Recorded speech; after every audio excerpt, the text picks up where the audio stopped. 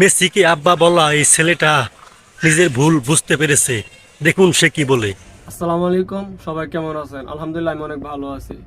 Recently বিগত 3-4 দিন যাবৎ ফেসবুক প্ল্যাটফর্মে আমার একটি কথা ভাইরাল হয়েছে। আমি মেসিকে আব্বা বলছি, হ্যাঁ এটাই সত্য। আমি আবেগে বলে ফেলাইছি, কারণ আমি মেসিকে অনেক ভালোবাসি। আর্জেন্টিনা আমার প্রিয় দল, আমি আর্জেন্টিনা সাপোর্ট করি ছোটবেলা থেকে। এই আবেগে আমি এটা বলে ফেলাইছি, এটা আমি বুঝতে পারিনি। এটার জন্য আমি দুঃখিত এবং সবার কাছে বারবার ক্ষমা চেয়ে নিচ্ছি।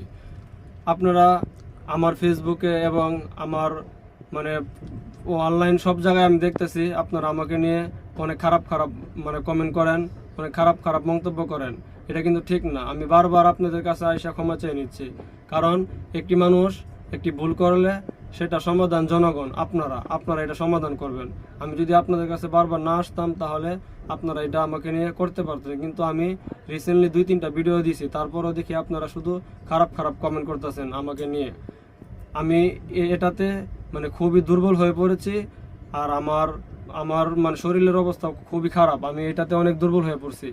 আপনারা আমার এই বিষয়টা নিয়ে মানে কেউ এটা নিয়ে বিভ্রান্তি করবেন না এবং কেউ এটা নিয়ে ট্রোল করবেন না। আর আপনারা জানেন মেসি হইতেছে গিয়ে একটা খ্রিস্টান, আমি মুসলিম।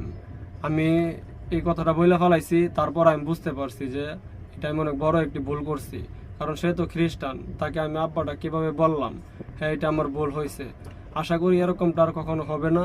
আর আপনারা, শুধু আমি না, আমার মতো হাজার হাজার ভক্ত আছে মেসির, আমার মতো হাজার হাজার ফ্রেন্ড আছে আর্জেন্টিনা সাপোর্ট করে।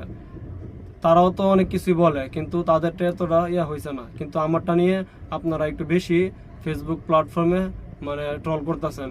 আমি এটাতে অনেক মানসিকভাবে ভেঙে পড়েছি। আপনারা এসব বন্ধ করুন। আপনারা আমাকে নিয়ে এরকমটা করবেন না। আর আমার ফেসবুকে আমি কোনো ছবি বা কোনো ভিডিও ছাড়লে আপনারা খুব খারাপ খারাপ মন্তব্য করেন। আপনারা এইসব থেকে বিরত থাকবেন। আর আমার এই ভিডিওটি অবশ্যই সবাই শেয়ার করে দিবেন। আর সবাইকে দেখার জন্য অনুরোধ করা হলো। সবাই ভালো থাকবেন। আসসালামু আলাইকুম।